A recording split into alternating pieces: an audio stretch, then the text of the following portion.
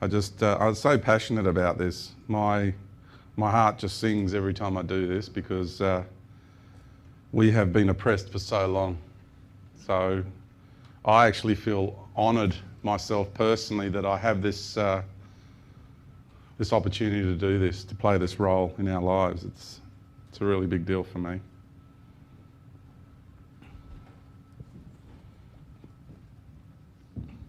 So I got to the point before that we were discussing about how we were on this level here, and before I go any further, I want to say that what I shared with you in the first session, in the first part, is those key bits of information that are just so important to understand how magnificent you are. Honestly. It is so important to understand how powerful and magnificent each and every one of us is, because we get downtrodden in our lives.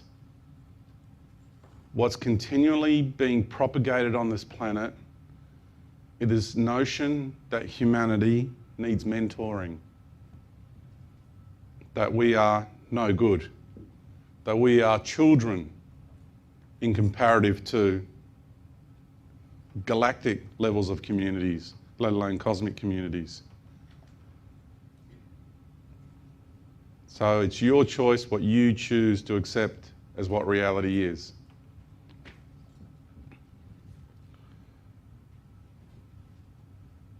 We got to this point and we needed to then put the brakes on because life here was going to be very different to anything we've experienced before.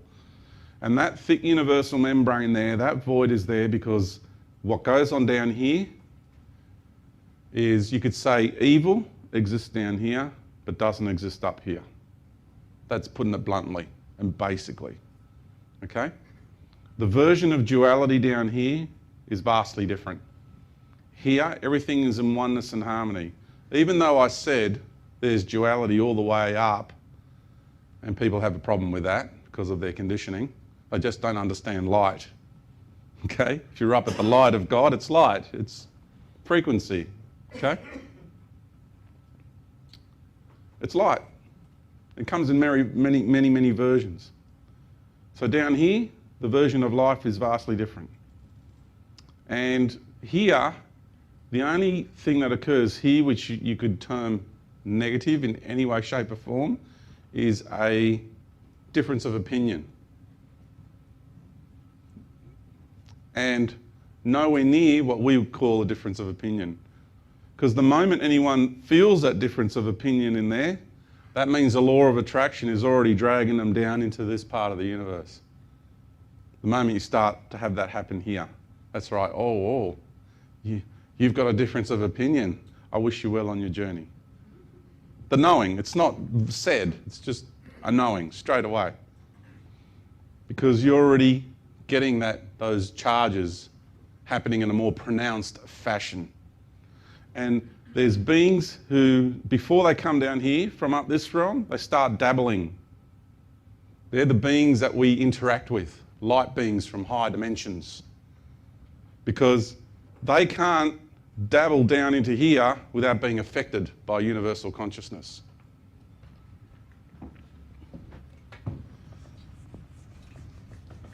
Let me explain it this way.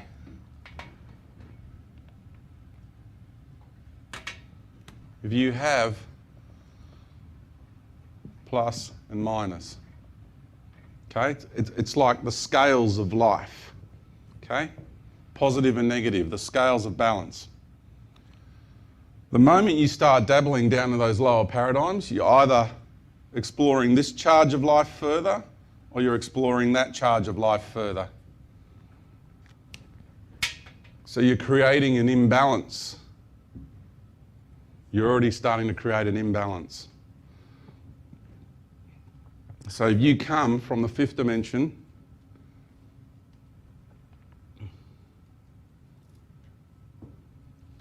you're up here and you start interacting with life down here, you're creating a more positive charge or negative charge, depending on what you're doing, on your soul. That means you're on your way down. because you're creating imbalance. So if you have beings who are interacting and meditating, you know, these wondrous beings of light, and they do like a healing or they provide information or whatever, then these beings here are starting to create an imbalance and they're on the way down. And that's what happens. It's like dipping your toe in to the pool before you're going to take a dive in. You're just getting a feel for it. And the more they interact, the quicker they go down. Because this is where the realm of unconditional love is. Unconditional love means you don't interfere. That's the ultimate definition of unconditional love. You just allow things to be. No conditions. You let things be. Universal law of non-interference. This is what we're discussing here. Because the moment you interfere, the moment you interact, whatever that paradigm is that you're interacting with, you're starting to get that frequency. You're starting to get that charge on your soul. You start throwing yourself out of balance one way or the other. Very, very important piece of information. Really helps you to understand when you're interacting with beings from higher levels what's going on here. They're already on their way in if they're interacting with you. Because all the beings of the true light and the beings of unconditional love, they just stand back and let life take its course. I remember dabbling. I remember having that charge happen. And I remember coming in.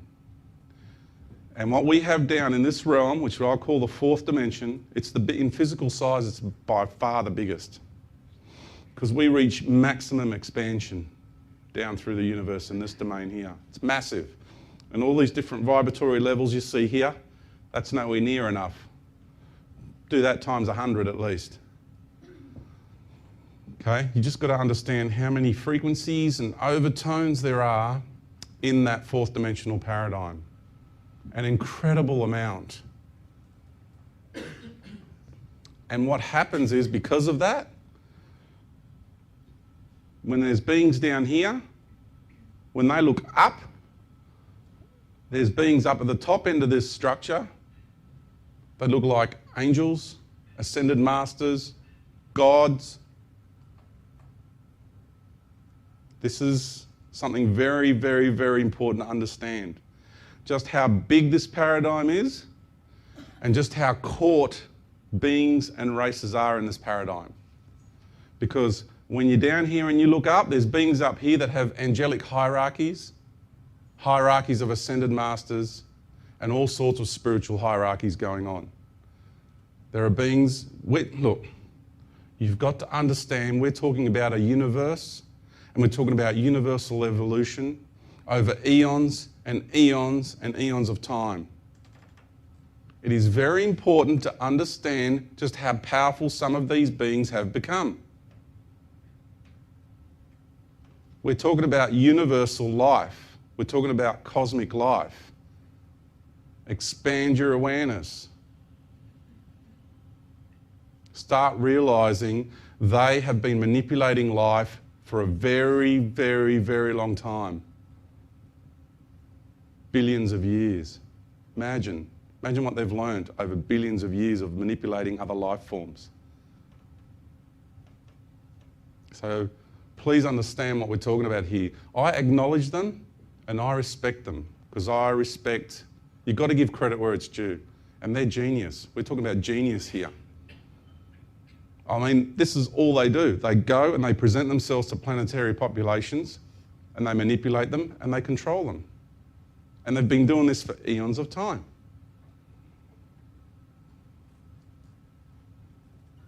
I've gone through the 4D New Age paradigm.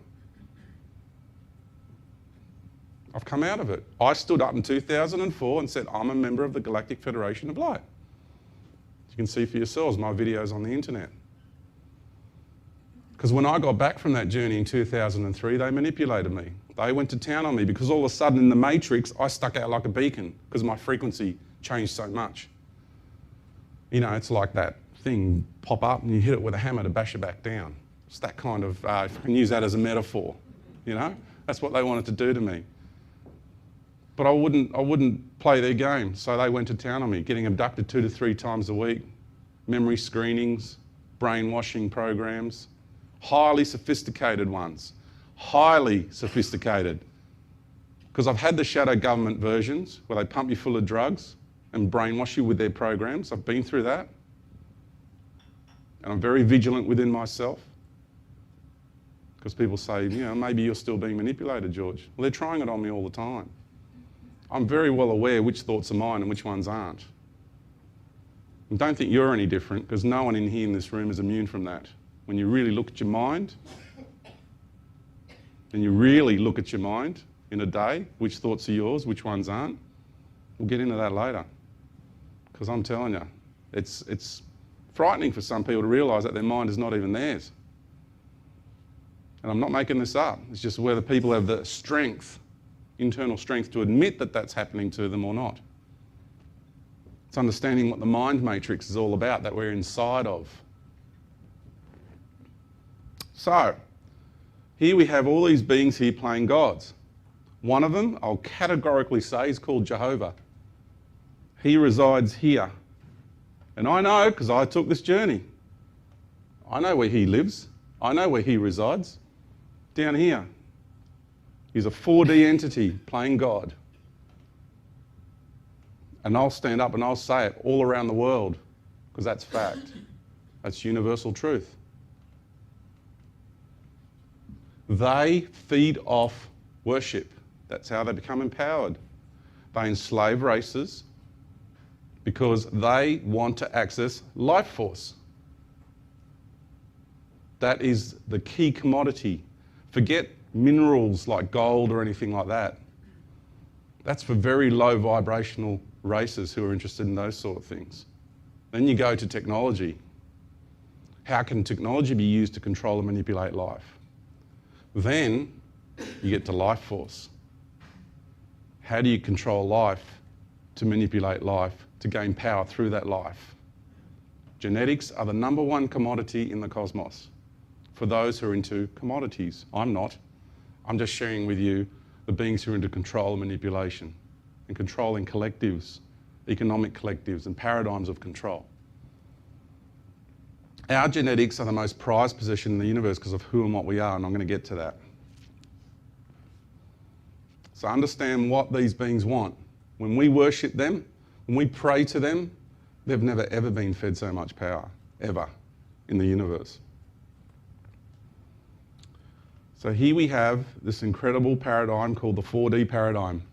And the new age at the moment on this planet is full of entities and beings and ET races, because you've got to understand thousands of ET races have been assimilated into these paradigms. We're talking about vibrational paradigms. Here we have a planetary paradigm. This reality vibrates a particular level. When I got taken to Mars, that planet vibrated a different level. When I was standing on the surface of that planet, I didn't like it. And for those who are new to this, we've got 1 million people there already.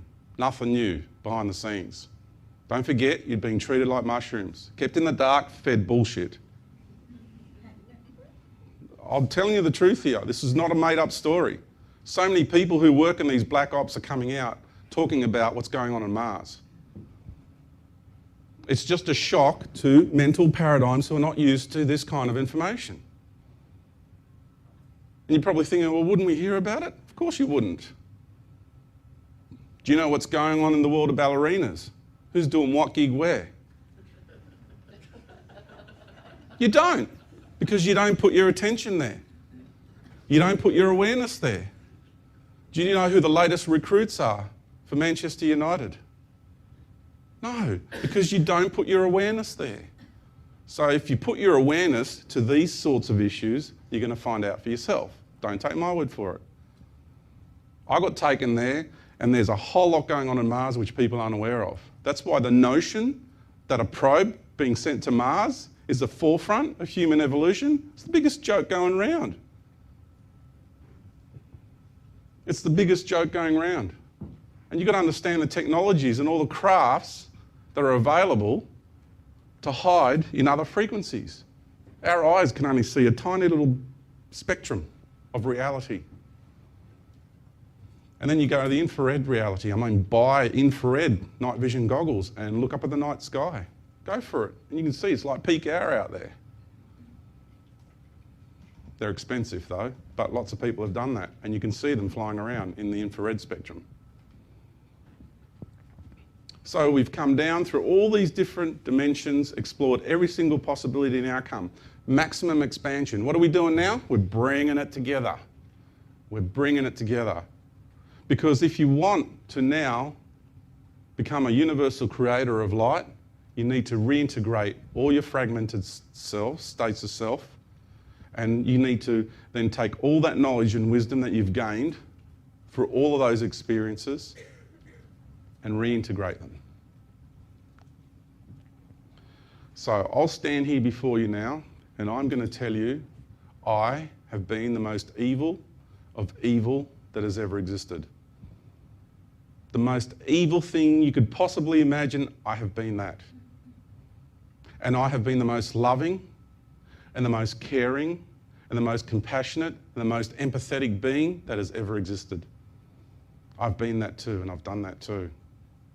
Because I have been everything that this universe has to offer. So have any of you been evil? If you can't go there, then you better think again. Why can't I go there? Why can't I see myself as being evil? Because you've done it in this lifetime, for starters. So get over your self-righteousness. Please, start being realistic. Okay? Address your egos and say, crikey, why can't I admit to doing wrong things to people? Because it's impossible to exist in this reality and be totally good all the time. It just doesn't work. At some stage in your life, you've done something that hasn't been right.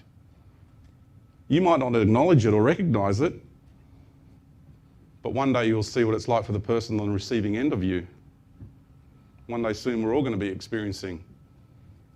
Like when the veil lifts, I'm going to feel everything each one of you are feeling now. And you're going to feel me experiencing you from up here.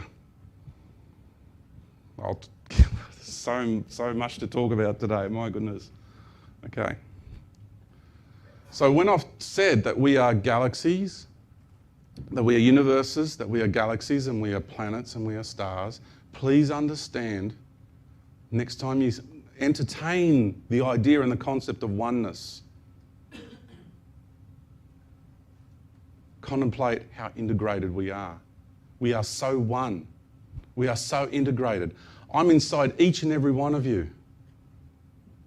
I'm inside of you.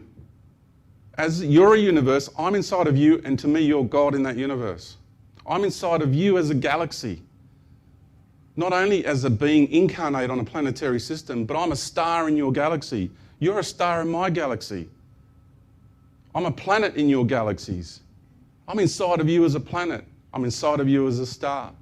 And I may have multiple incarnational aspects incarnated on your planetary systems inside your galaxies. Isn't that amazing? When you really, really start to feel that, to understand that. Because we get this thing, oh, we're all one, it's all beautiful, isn't it great? What level are you processing that on? Because if you only keep it on this level, then you're no greater than the collective, like a beehive or an ant's nest. They're all one, right? Let's go deep. Let's go expansive. Let's go both ways and really look at life and its actual construct. I mean, crikey, we are so integrated. We're all inside one another in so many different forms. Wow, we're all one. Whew, that is awesome. And so once we got to this maximum expansion, let's bring it back together. So how's that process going to be? Because how is it we found ourselves on planet Earth at this time? This is where this is leading to. This is, who are we all? Where do we come from? What are we doing here? So I've explained as far as my awareness can where we've come from and who and what we are. Now I'm getting to what planet Earth is all about and what the human race is all about. I want you to have a look at that.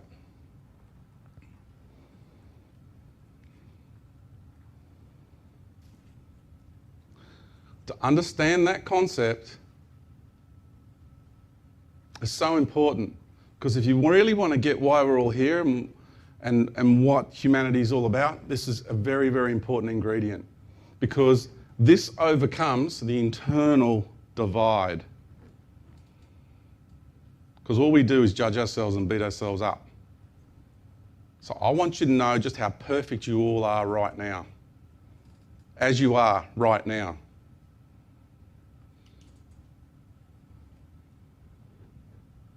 You don't have to become like a priest or a monk or anything in order to be spiritual, in order to ascend. You don't have to be any of that. All you got to do is be you.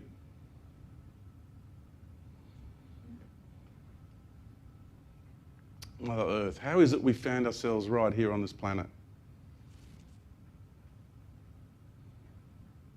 Why is it we're here? And why are we in these male-female forms having this incredible experience? Just a few more quick images of the cosmos there, just for the expansion of our awareness.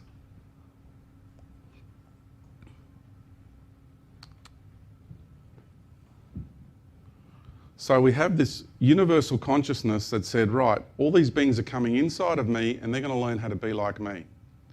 So what's the best way to go about it? So the female aspect of this consciousness, of this universal consciousness, the Creator, Divine Mother, whatever you want to call her, said, I'm going to manifest myself as a galaxy, because it's the female energy that spawns life, that life is birthed through. She's the one that facilitates that process. So she created a galactic womb, and we call it the Milky Way galaxy. That's why we call it the Milky Way galaxy, because it's the nurturing of the mother's milk. It's understanding where all these names come from. Why? Why is it called the Milky Way galaxy? Who is this galaxy we're inside of? Remember I said we're all galaxies, but who's the Milky Way galaxy? So first of all, before you even get to understand who Mother Earth is, understand the galaxy you're inside of.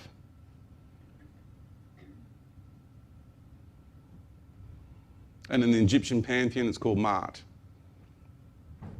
There's so many names in every culture. I'm just sharing ones I'm familiar with.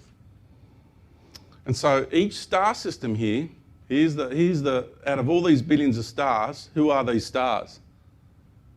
This is the interesting part.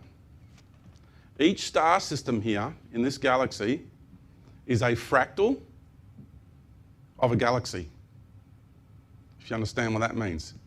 You get a whole galaxy and you compress the expression of that whole entire galactic consciousness and you compress it down into a star system. That version of that galaxy as it is. Not just that consciousness says, all right, I'm going to go manifest myself as a star and whatever happens as the star, it happens. No, I'm talking about get a whole galactic paradigm and compress that paradigm with all the life and all the experiences every being has ever had in that galaxy, and you squash it and you compress it down into a star. Because we are now on the road to compression. And that's understanding why this reality here is the densest in the universe. First of all, you've got to be in the densest galaxy, right, to be in the densest planet. You've got to have the paradigms, the vibrational paradigms and realities to facilitate the experiences. And so this galaxy, every single star system in this galaxy is a fractal of a galaxy. Because the Divine Mother Essence said, I'm going to facilitate this process. And then you've got the male aspect of the consciousness of the universe that has manifested itself as the Andromedan galaxy. And that's right next door to this one, and its consciousness is the male essence of this universe. Don't take my word for it. Connect with these beings yourself and find out for yourselves. I'm not making this up.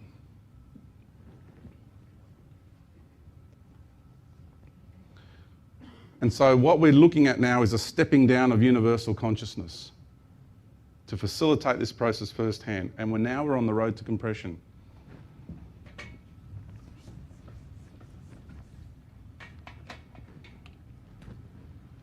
Because remember, we went to maximum expansion, and now we're bringing it together.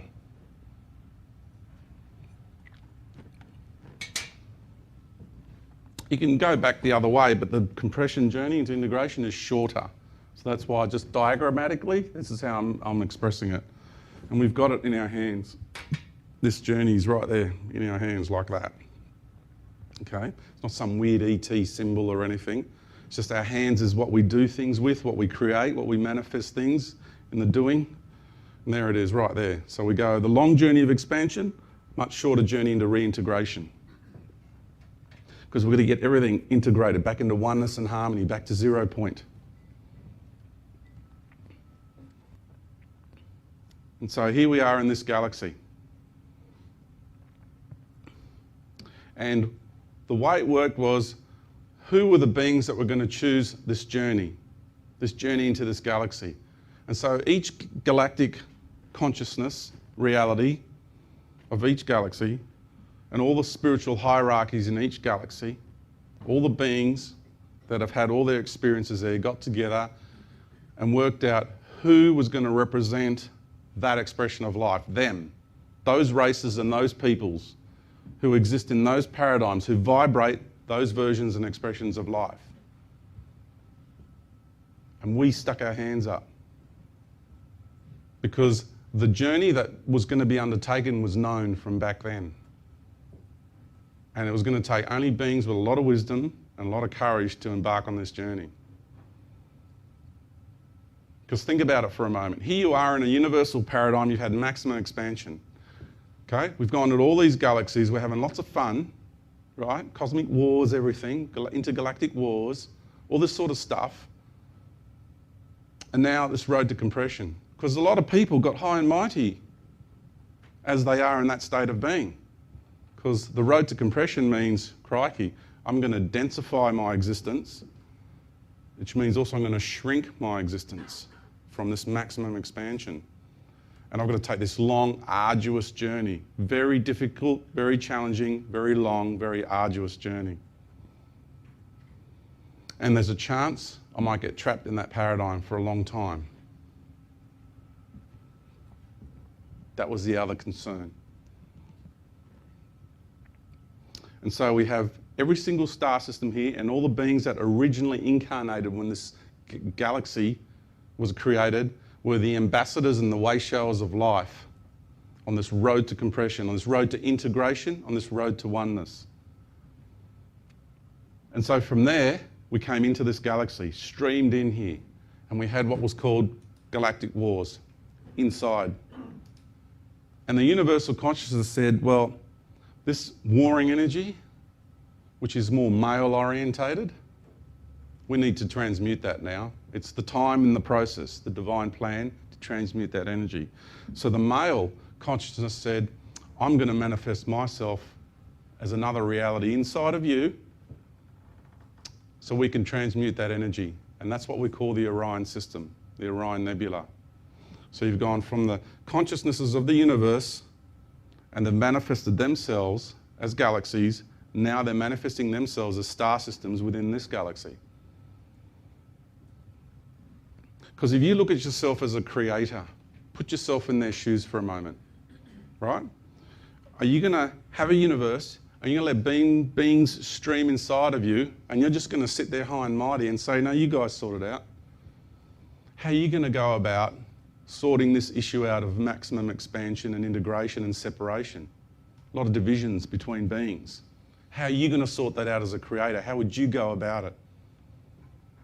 What plan would you devise to make this happen? Would you force them into a small confined space and get them to sort it out so they learn for themselves? Or are you going to do it for them, which they'll never learn from, really? So if you look at it from that point of view, this makes sense. So the Orion Nebula was manifested. And it's big. Don't think the Orion system is small. You know, when you look at the saucepan and all that up in the sky, some of those stars are trillions of miles apart, light years apart. You just see them as though they're flat, but one's much deeper than the other. They just look like they're all in a row together. No way. The Orion Nebula is massive. It's like a mini galaxy within this galaxy. And when we all went into there, oh, well, I did. Some of you might not have, but I think everybody did, really, because you need to experience everything in life. We had a lot of wars, the Orion Wars, and that's what the Star Wars shows were all about. What you saw in those Star Wars programs was so close to the truth.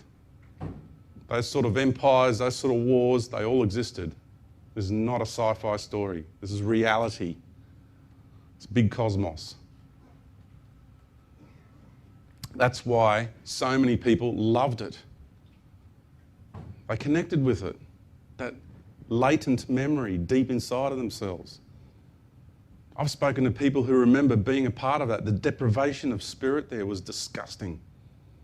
What took place in the technology that was used to quash the spirit of beings was absolutely disgusting.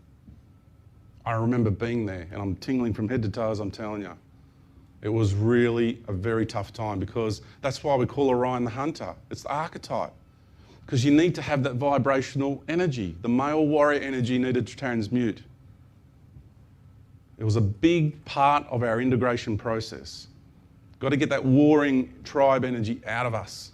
So a massive chunk of that energy got transmuted in that paradigm during that epoch and that era. And so what we have now is another stepping down. The female consciousness manifested herself as Cirrus.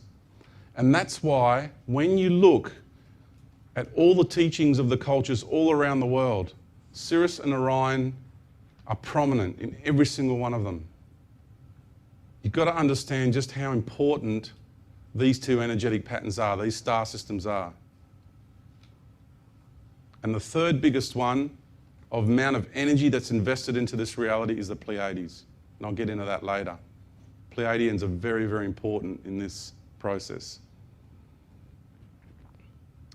Now, as you know, Orion or Osiris, because that's what they're talking about there, there's all sorts of ideas about who and what Osiris is. Osiris is the consciousness of the Orion star system, okay? They got together, him and his wife Isis, which is Cirrus, got together and had a child, a son, Horus, who just happened to be the sun god. And he's not sun god as you know him, not the real one, okay? It's not into worship or anything like that. And so the female energy manifested herself as the earth. Mother Earth, Father Sun. I know from personal experience who the consciousness and the essence of the being that is this planet is, and I know through personal experience who the consciousness and the essence of the sun is. Why do you think the sun is so prominent? Not because it just gives us light, but you're inside that solar system. You're inside this solar system. You're inside this being. If you know anything about cosmic paradigms, if you know anything about life in the universe, then you know that if you go and you exist on a particular planetary body, it means you are on a being's body. It's like someone coming and living on your body. You just got to realise how cut off from reality we've become. To have lost that memory, that most basic principle of understanding throughout the whole universe, you've forgotten that. You exist right here, right now, because this woman had the courage to manifest herself as Mother Earth. If she didn't, this planet wouldn't be here, you wouldn't be here. So your very existence here, to begin with, is because of her. You're breathing, right now you had a breath, didn't you? You breathed her atmosphere. At the break you had a drink, didn't you? You drank her waters. You eat her food. Just really basic contemplation. Crikey, yeah. How often in a day will you stop and go, thanks? Thanks, Big Mama. I appreciate that. Thanks for the water that I drank. Thank you for the air that I breathe and the food that I eat. Thank you for allowing me to come here and exist and have my experiences on your body. But we don't. Some do, but not many at all. How disconnected we've become from reality. My goodness. So how an essence incarnates into a reality is like this. You know how I said we came into the universe and we enter the universe, become one with the universe, calibrate with ourselves with the universe, right? Well, we do the same. We enter a galaxy. If you're going to incarnate anywhere in the universe, this is how you go about it. First of all, you enter through the core of that galactic consciousness, because that galaxy vibrates different to every other galaxy. Each galaxy's got its own vibration, its own expression. So you enter through the core of the galaxy and you merge and become one with the being that is that galaxy.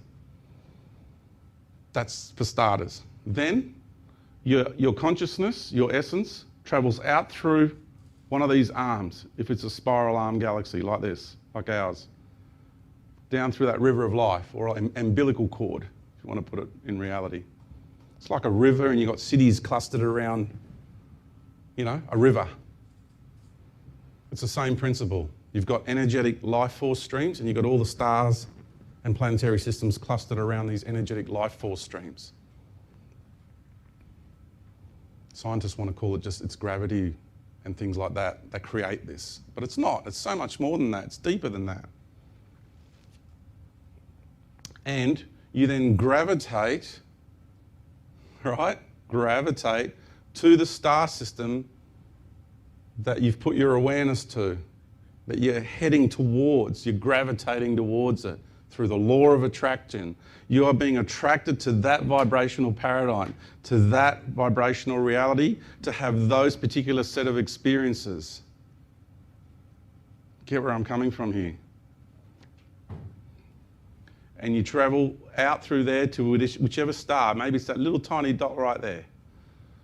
And you go, that's where I'm headed. You might have a few little stops along the way for whatever adjustments or things that you need to do, but then you get there.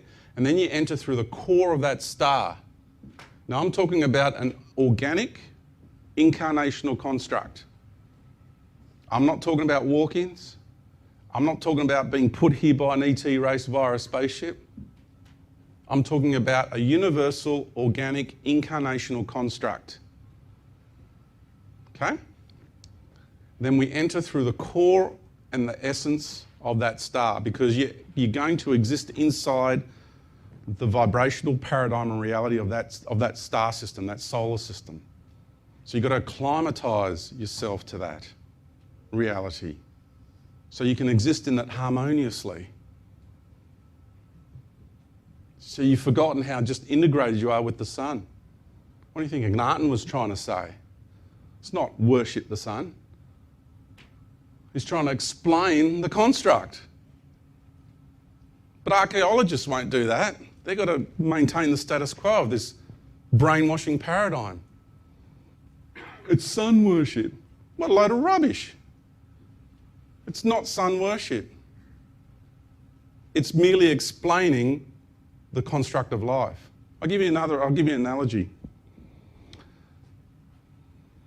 Closed-minded archaeologists who want to defend their religion and their belief system will go to an ancient cave painting and they will see an ancient person, ancient tribesperson, killing an animal and him holding the heart up like this. And I go, oh look, he just sacrificed that animal to appease his god. Blood sacrifice. That's what they'll say. That's their interpretation. Because they're brainwashed into believing that's what used to happen.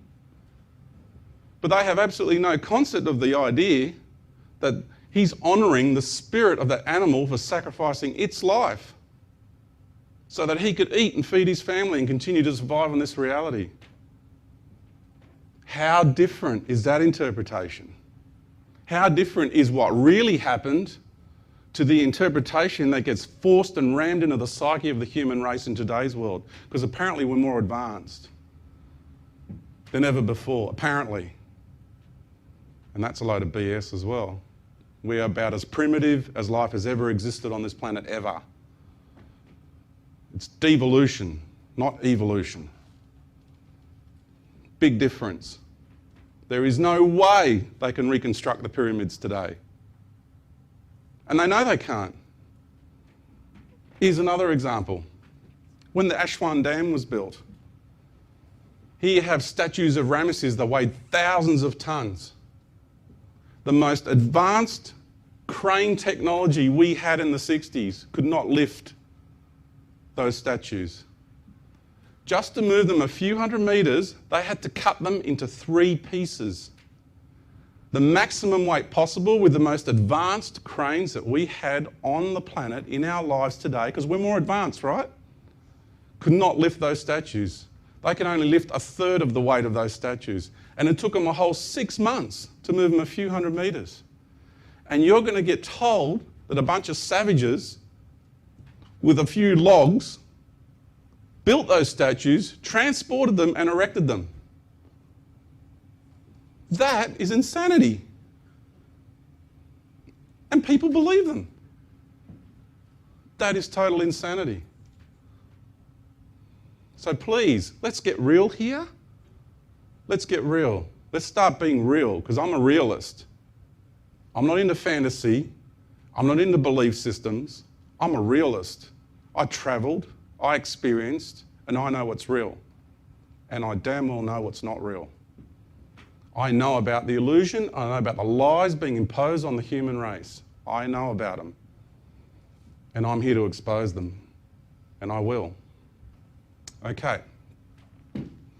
We have, like I said, our incarnational construct. We entered through the essence of the sun.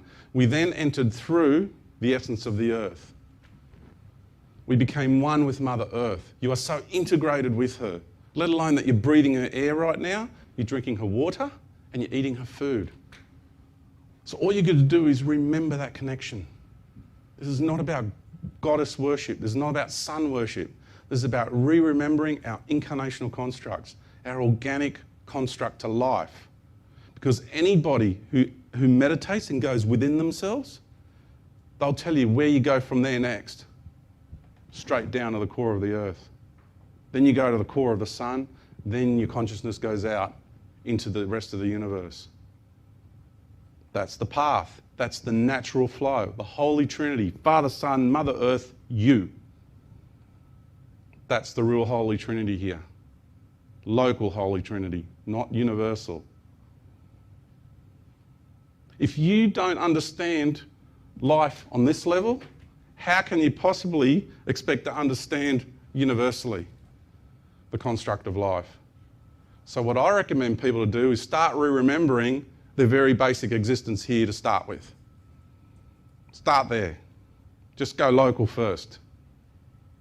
Don't worry about all these ETs coming here telling you about all this other stuff. Because they want to bypass that organic connection. They've got another agenda. And if you meet any ET from the true light, they're going to encourage you to go within yourself and start getting that organic connection happening once again. That's what they do, because they know the truth.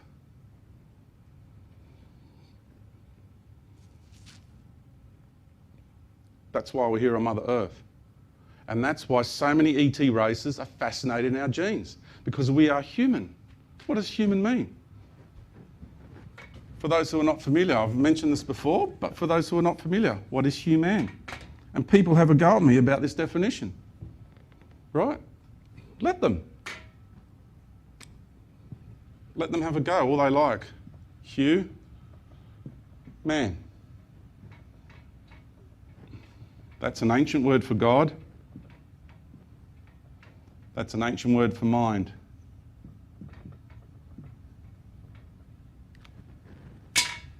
Godly beings of godly mind. You can go looking that up, go right ahead. But people are defending their belief systems. They don't want the word Hugh to mean God. That's, again, why are we called human? Why is we call a Mother Earth? It's understanding who Aya was as well.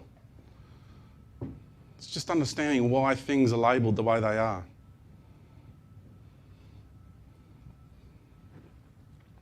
Okay. Godly beings of godly mind.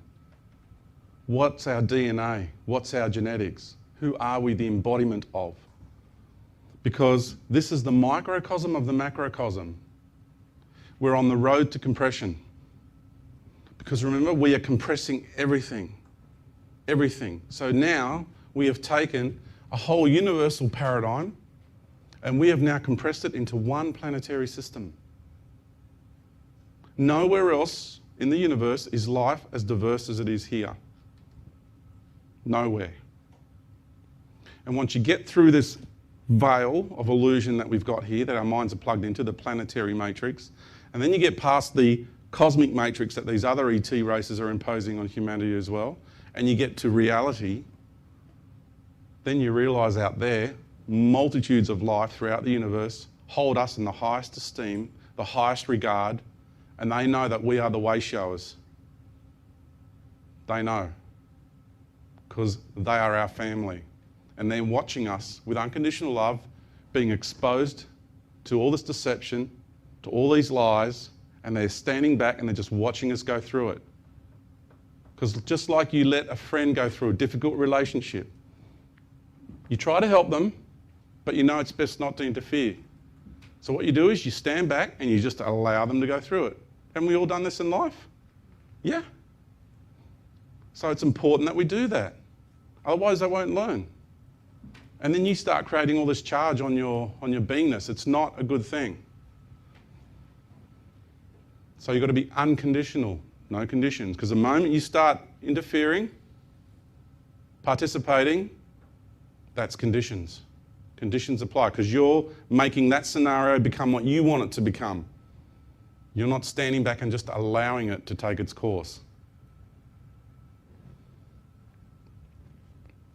So we are the microcosm of the macrocosm. And the human form has been created because we carry all the codes of the universe. Because we have taken this incredibly long journey down through all the dimensions of the universe.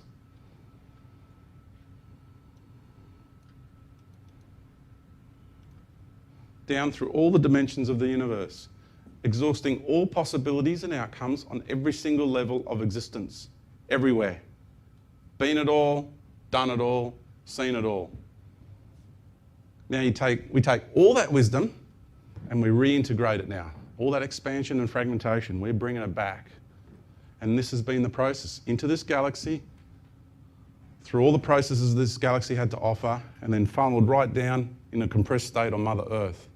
That's why this is the most dense reality in the universe. That's why everything's so intense here. The version of duality here is more intense than anywhere in the universe.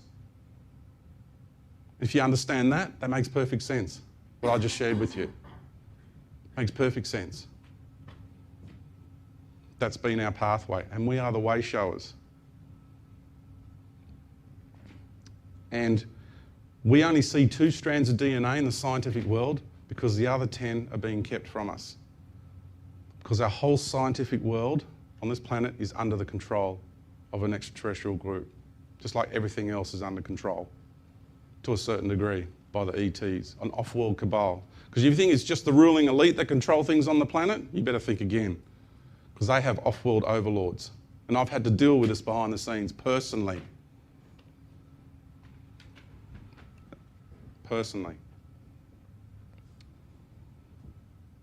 So we've done everything, we've been everything. So we are now going to go through a process here on Mother Earth. You know, I talked about the birthing process before. Because if you take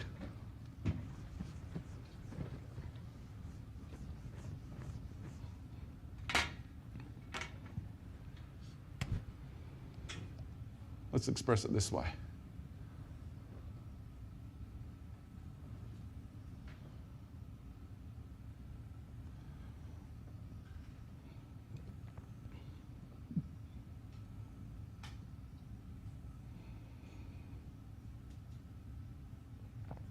Okay. A wheel within a wheel. I'm going to give you my interpretation of what Ezekiel was saying, because you've got to understand how people thought back then. He wasn't explaining that these ships that were flying in the skies were a wheel within a wheel in a mechanical sense. Back then, if you said a wheel within a wheel, what you were saying was a cycle within a cycle. A cycle within a cycle, a life cycle within a life cycle. It is the basic explanation of the mindset at the time of the people in ancient times of saying how people come from another dimension. I say to you here in English now, these are beings from other dimensions. How did they say that back then? They were from a cycle within another cycle, a wheel within a wheel. That's the explanation. You just got to think how they thought. People approach ancient scripts and ancient writings with today's mindset. They don't understand how people felt and thought back then. You've got to take that into consideration, the cultural understandings and the way they perceived life at the time and why things were written the way they were written. That is a crop circle design of late too in the last few years, if you're not aware. So, what we have here is all of these cycles now converging in one point in time. Let me explain it this way as well, so you understand what I'm saying, you get a feel for it. Because each one of those cycles that I drew was each one of your experiences in different dimensional levels. Oops, do the other side. Then you understand what the big deal about the Mayan calendar and all the other calendars is. So you have your big cycle, and you have a smaller one within that. So I'm just drawing it now in waveform because people see things and comprehend things in different ways. So other people might understand this concept better. This is, again, a cycle within a cycle.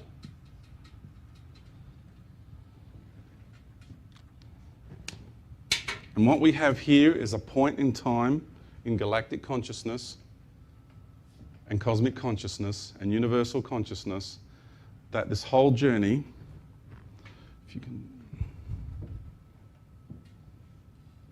down through the universe, so you have from the point we entered here to the point in time that we're about to experience in the next 2 years is the biggest cycle, the biggest wave.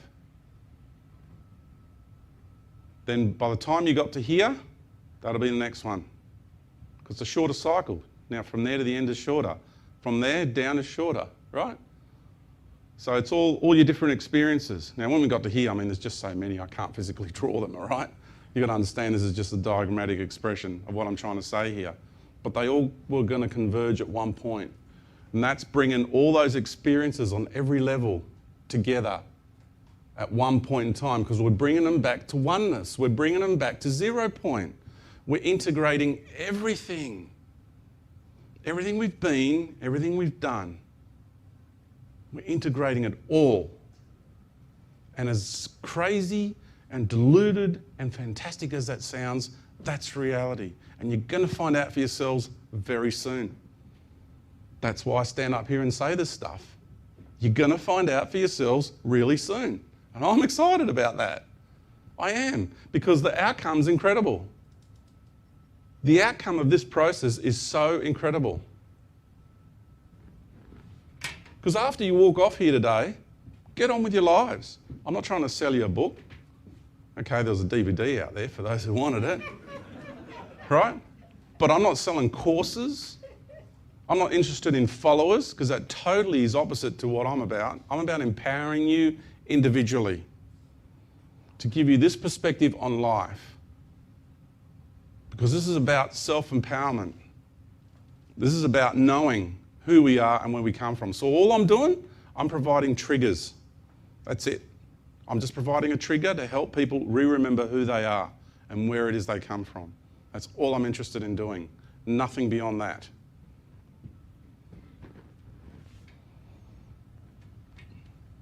All of that comes to an end at some stage. We're bringing it all together, 0 point oneness. And that is what the Mayan calendar was about. And that's what the main calendar expresses, the universal cycle, the cosmic cycle, the planetary cycles. A wheel within a wheel, a cycle within a cycle, all converging. And for me, the cycle does not end on the 21st of December 2012. It doesn't. As far as I'm concerned, it doesn't end there. Because that's a solstice. See, we're in the precession of the equinoxes. So there's a mechanical process to this as well. I'm not just going to throw theories at you. Look at things, look at all of it. It's a whole package. Why does the Earth have this wobble on her axis? And why does the wobble, which is a cycle in itself, so all I've done is I've taken a cycle and I've opened it up, okay? So we're looking at it in a linear fashion now, okay? It's like when you go off the Earth, she's a round ball. And then you come down on the Earth, it opens up, it looks flat. Remember, vortex of light, go inside of it, paradigm opens up. Cycle, precessional cycle, come in onto the cycle from high level of consciousness, you experience past, present, future. There's a vortex, a cycle. When you go down in that cycle, in that precessional cycle of the equinoxes, you experience it in linear fashion. 24,832 years is the duration of that cycle. Fixed timeline from beginning to end. These are different to the numbers you normally hear. I suggest people take these numbers and start playing with the harmonics around these numbers, because these numbers plug into our DNA harmonically. They do. People don't want to accept that fact. In the early 1900s, they measured our precessional cycle at about 25,800 years, that's it. 25,800 years. And they thought that was pretty accurate back then. And they were very accurate. And then they recalculated the precessional cycle in around the 80s. And they came up with 25,920 years. And because they did it with computers, and they measured the cycle at the time, they thought that's it. That's the duration. Because we're more advanced now, we have technology, so we're more advanced, right? I'm going to have another little dig. Why do people focus on the Mayan calendar? Well, after 5,500 years, it's only out by 20 seconds in its phases. We operate from a Gregorian calendar because we're more advanced, which is only 500 years, and we've got to make up a day every 4 years. So we're more advanced, right? So those guys back then who were a pack of savages had no idea about cosmic cycles whatsoever. No idea. No, because they were dummies, they were savages, they were bloodthirsty people, right? Which is a load of crap as well. Might have been one little group, but they'll make that the whole. Because they've got to taint the ancients, because we've got to fit in their model of reality. I'll get into the moon later too, that's a ripper. So, 24,832 years. Why are they measuring it as 25,920 years? What they are missing is the acceleration factor of this cosmic cycle. What they are looking at is the illusionary timeline. And you know me, I don't like that word illusion, but there is an illusion going on here. Not the whole planet and everything, just the matrix, the mind matrix is the illusionary part. And that, because we are below oneness, we are below unity, right? I'm not going to stay on numbers for long, just some people like numbers, so I'll do this. If you increase that by 1/5, because that is the Christ ratio, the golden ratio, the Buddha ratio, the Krishna ratio, whatever you want to call it, the magic ratio of life, and we are below unity. That's where it's at, right? The manifestation of life below oneness and unity, below one. You increase it by 1/5, you get 26,366.618 years, and there it is again, magically on the end. 366 days in the year, and on it goes, right? People say, but George, you said numbers can say anything. They can. It's a label. I'm using harmonics to describe the cycle for those who are into the quantifiable language of numbers. Okay?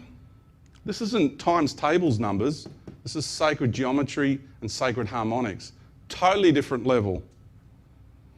Right? These two numbers here and that, these two symbols are the two main numeric symbols that built all the ancient structures and monuments and Gothic cathedrals. Those two. More than any other numbers. This one, the relationship between the male and female, the ratio.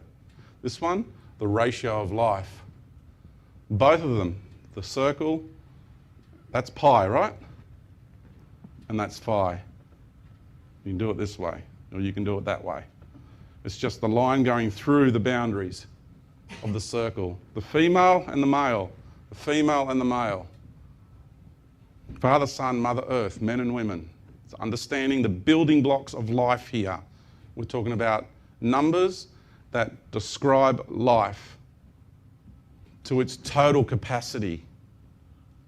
Not number crunching, times tables and other formulas, algebra and things like that. That is just robotic mathematics. That is not life mathematics. So if they were to recalculate, and I challenge any scientist right now, I lay that challenge out. Get your equipment and recalculate the precession of the equinox. And you'll see it's over 26,000 years now because it's accelerating.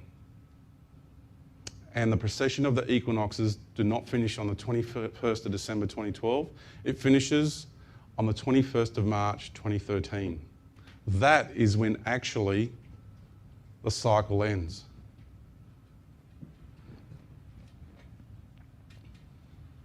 Okay, just a little bit of number crunching for those folks who like that quantifiable language.